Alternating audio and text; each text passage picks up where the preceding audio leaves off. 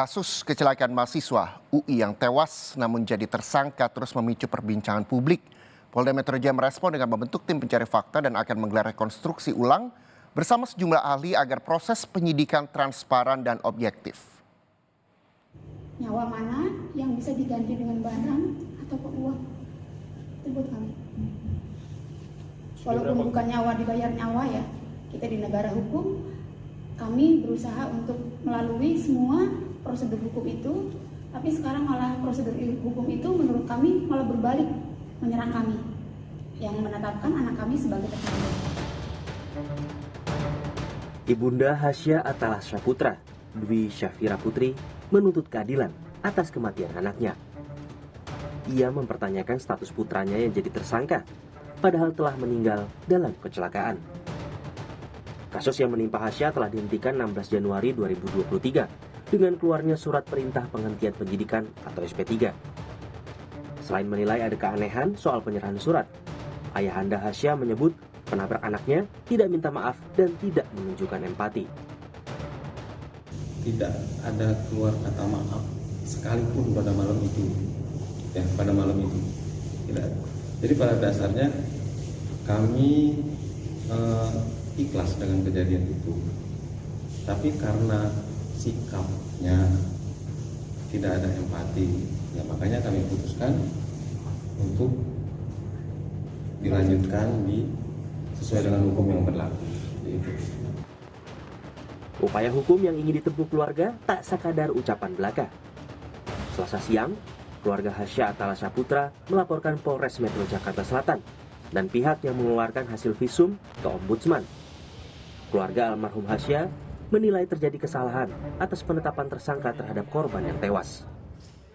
Kami melapor ke Ombudsman terkait maladministrasi dan kesalahan-kesalahan prosedur formal yang dilakukan oleh polisi, yaitu Polres Jakarta Selatan terhadap penanganan perkara yang menimpa Hasya dan pihak yang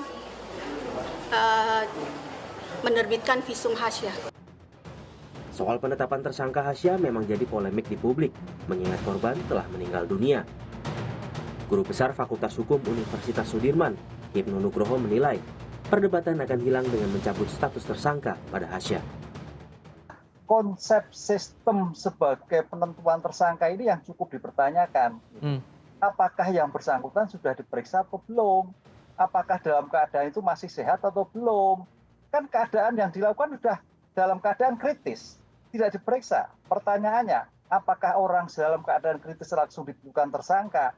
Itu konstruksi hukum yang agak menjadi debatable, sehingga jadi masalah besar. Karena undang-undangnya gini Mas Tifal, barang siapa yang karena kealpaannya menyebabkan matinya orang lain, bukan dirinya sendiri. Itu bisa kita lihat di dalam KUHP maupun Undang-Undang Kecelakaan Lalu Lintas pasal 310. Ini yang menjadi masalah gitu. Sehingga saya kira kalau kasus ini lebih cepat, itu sebetulnya hanya status sebagai tersangka itu adalah dicabut. Itu sudah clear itu. Polda Metro Jaya merespons desakan publik dengan menggelar rekonstruksi ulang. Kami berencana akan melakukan rekonstruksi ulang dengan melibatkan seluruh stakeholder dengan tujuan penanganan yang berjalan semakin transparan dan objektif. Sebagai Kapolda, saya sudah menginstruksikan untuk ditangani secara objektif, profesional, dan melibatkan ahli-ahli terkait. Komisi Kepolisian Nasional, Kompolnas, turun tangan mengawal penanganan kasus kecelakaan yang menewaskan mahasiswa UI.